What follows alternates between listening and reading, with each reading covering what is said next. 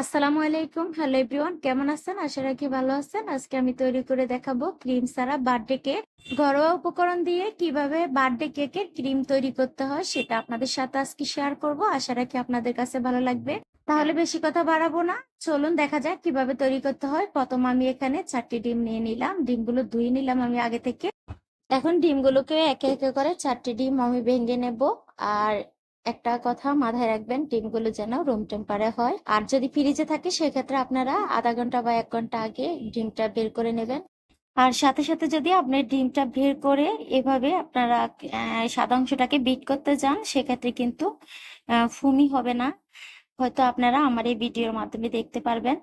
আপনাদের সুবিধার্থে কিন্তু আমি আজকে ফ্রিজ থেকে সরাসরি ডিমটা বের করে এভাবে বিট করে নিয়েছি। দেখেন একটা কাঁটা চামচের সাহায্যে, কিন্তু ফুমি ফুমি ভাব হয়নি। মেন কারণ হয়েছে আমি সরাসরি ডিমটা ফ্রিজ থেকে বের করে নিয়েছি। তাই বলে যে আমার কেকটা হবে না তা না, কেকটা হবে কিন্তু হয়তো ফ্লাফি একটু কম হবে। আর এই যে এখন আমি চিনি দিয়ে আমি আবার আরো কিছুক্ষণ বিট করে তারপরে দিয়ে দিলাম। এখন ডিমের কুসুমগুলো দিয়ে আমি আবারও নেড়ে ছেড়ে এভাবে বিট করে নিলাম। এই যে দেখতে তো পাচ্ছেন। এখন আমি দিয়ে দিব শুকনো উপকরণগুলো। তার জন্য একটা এভাবে ছালনি নিয়ে নিলাম, দিয়ে দিলাম 1 কাপ ময়দা, সাথে দিয়ে দিলাম 2 টেবিল চামচ বেকিং পাউডার, আর দিয়ে দিব আমি এখানে কোকো পাউডার। এখানে আমি 4 টেবিল চামচের মতো কোকো পাউডার দিব। দিয়ে আমি শুকনো উপকরণগুলো এভাবে ছেলে নিব। এই যে আমি কোনো গুঁড়ো দুধ ইউজ করব না, কারণ আমি যে ক্রিমটা বানিয়ে নিব সেই ক্রিমটার মধ্যে কিন্তু গুঁড়ো দুধ দিব, তার জন্য গুঁড়ো দুধটা এখন দিব না। আপনারা যদি ফ্রিজ থেকে ডিমটা বের করে আধা ঘন্টার মতো রেখে দেন বা 1 ঘন্টা, তখন কিন্তু ইলেকট্রিক বিটার বা হ্যান্ড উইক্স লাগবে না। আপনার কাঁটা চামচ দিয়ে কিন্তু সাদা অংশটাকে বিট করে নিতে পারবেন। তখন দেখবেন ফুমি ফুমি হবে। আর এখন আমি দিয়ে দিলাম স্বাদ মতো লবণ, দিয়ে আমি নেড়ে ছেড়ে একটা ব্যাটার তৈরি করে নেব। অনেক সময় দেখা যায় আমরা বার্থডে কেকটা বাইরে থেকে কিনে আনার পরে দেখি যে হুইপ ক্রিম দিয়ে একেবারে পুরাটা কেক আবরণ দিয়ে ঢেকে রাখে। সেটা কিন্তু খেতে ভালো লাগে না। তার জন্য আমার মনে হয় এভাবে করলে কিন্তু সবচেয়ে বেটার মনে হয়। কারণ এখানে কোনো ভেজাল নেই, ক্রিমটাও একেবারে খাওয়া যায়। তার জন্য আমার কাছে মনে হয় আহ, আমরা ঘরে তৈরি করে তারপরে বাটি কেকটা এভাবে বানিয়ে নিলে কোনো সমস্যা হয় না। বাচ্চারা একেবারে মজা করে খেতে পারে। আর এখন আমি ব্যাটারটাকে কেকের মোল্ডের মধ্যে ঢেলে দিলাম।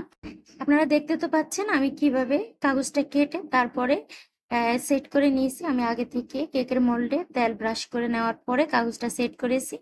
এখন আমি কাঁটা চামচ দিয়ে একটু নেড়ে ছেড়ে দিলাম যাতে করে কোনো ভিতরে হাওয়া না থাকে। এখন আমি কেকটাকে বেক করে নেব। তার জন্য প্রথমে আমি একটা পাতিল বসিয়ে স্টিম দিয়ে কেকের মোল্ডটা বসিয়ে এখন ঢাকনা দিয়ে মিডিয়াম টু লো হিটে রেখে আমি প্রায় 30 মিনিটের মতো অপেক্ষা করব। এই যে 30 মিনিট পর আমি ফিরে আসলাম। দেখুন আমার কেকটা কিন্তু অলরেডি হয়ে গিয়েছে। তারপর আপনাদেরকে চেক করিয়ে দেখবো যে আমার কেকটা হয়েছে কিনা। এই যে দেখুন কাঠিটা একেবারে ক্লিন আসছে। যদি দেখেন কাঠির মধ্যে একটু লেগে থাকে তাহলে আরো 10 মিনিট আপনারা বেক করে নেবেন। আর এখন আমি কেকটাকে ঠান্ডা করে নেব, আর এদিকে আমি ক্রিমটা তৈরি করে নিব। তার জন্য প্রথমে দিয়ে দিলাম একটা ডিমের কুসুম, আর এখানে দিয়ে দিলাম হাফ কাপ গুঁড়ো দুধ, আর দিয়ে দিলাম 2 টেবিল চামচ কর্নফ্লাওয়ার, আর এখানে আমি 2 কাপ দুধ দিয়ে দিলাম আগে থেকে জাল করা আর ঠান্ডা দুধ। আর এখানে আমি চিনি দিয়ে তারপরে স্বাদ মতো লবণ দিয়ে এখন আমি নেড়ে ছেড়ে ভালোভাবে মিশিয়ে নিব। যদি মনে করেন যে একটু দানা দানা থাকে সেক্ষেত্রে আপনারা একটা চাকনি দিয়ে সেঁকে নিতে পারেন।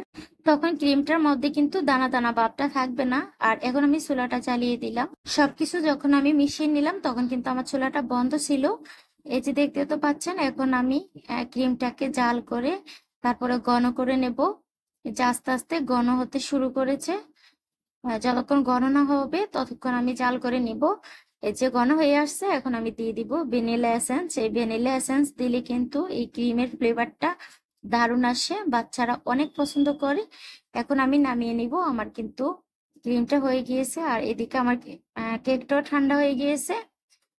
এখন আমি মোল্ড আউট করে নেব। এই যে দেখতে তো পাচ্ছেন কেকটা অনেক সুন্দর হয়েছে। আর কিন্তু নিচে যে কাগজটা দিয়েছি সেটা এখন এইভাবে আমি তুলে ফেলবো। আর আপনারা যদি বেকিং পাউডার দিলে অনেকে বলে যে কেকটা ফুলে না, সেক্ষেত্রে আপনারা হালকা একটু বেকিং সোডা দিতে পারেন। তবে আপনারা যদি বেকিং পাউডার 1 টেবিল চামচ দেন বা 2 টেবিল চামচ দেন, বেকিং সোডাটা কিন্তু 4 ভাগের 1 ভাগ দিবেন। এই যে দেখতে তো পাচ্ছেন, কেকটাকে আমি সমান করার জন্য উপর থেকে কেটে তারপরে সমান করে নিলাম। আর মাঝখান দিয়ে আমি এখানে দুটা লেয়ার করব, আপনারা চাইলে 3টা লেয়ারও করতে পারেন। আমি এখন দিয়ে দিব সুগার সিরাপ। সুগার সিরাপটা আমি বেশি পরিমাণ দিব না, যাতে করে কেকটা বেশি মিষ্টি না হয়। এই যে, আর আমি ক্রিমটাও কম দিব, কারণ ক্রিমটা বাচ্চারা একটু কম পছন্দ করে, তার জন্য আমি ক্রিমটা কম দিয়েছি। আপনারা যদি বেশি দিতে চান সেক্ষেত্রে পরিমাণটা বাড়িয়ে তারপরে ক্রিমটা তৈরি করে এখানে আপনারা ক্রিমটা আর একটু বেশি দিতে পারেন, ভারী করে দিতে পারেন, তখন কিন্তু কেকটা খেতে আরো বেশি মজা লাগবে। জাস্ট আমি আপনাদেরকে দেখানোর জন্যই কিন্তু এই ক্রিমটা এভাবে বানিয়ে তারপরে কেকটা তৈরি করে নিয়েছি। আপনারা কিন্তু সেম ভাবে তৈরি করবেন, একটু বেশি করে ক্রিমটা তৈরি করে নিলে কিন্তু লেয়ারটা বেশি দিতে পারবেন বা ক্রিমটা একটু ডাবল করে দিতে পারবেন, তখন কিন্তু কেকটা খেতে অনেক মজা লাগবে। আর আমি সামান্য একটু ক্রিম রেখে তারপরে একটু অরেঞ্জ ফুড কালার দিয়ে তারপরে মিশিয়ে এখন আমি একটা কাগজের মধ্যে এই যে এক কোণার মধ্যে ভরে তারপরে আমি এইভাবে ছিদ্র করে একটু সাজিয়ে নিলাম। আপনারা আপনাদের মন মতো সাজিয়ে নেবেন।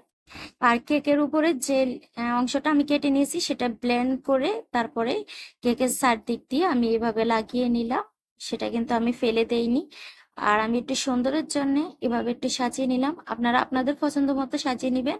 আমি ক্রিমের সাথে কিন্তু অরেঞ্জ ফুড কালার দিয়েছি, আপনারা চাইলে কোকো পাউডার মিক্স করে সাজিয়ে নিতে পারেন, কোনো সমস্যা হবে না। আমার ভিডিওটি কেমন লাগছে, ভালো লাগলে লাইক কমেন্ট শেয়ার করে দেবেন। ইউটিউব থেকে দেখলে সাবস্ক্রাইব করে দেবেন, আজ ফেসবুক থেকে দেখলে ফলো দিয়ে দিবেন। আজ এ পর্যন্ত, সবাই ভালো থাকবেন, আল্লাহ হাফিজ।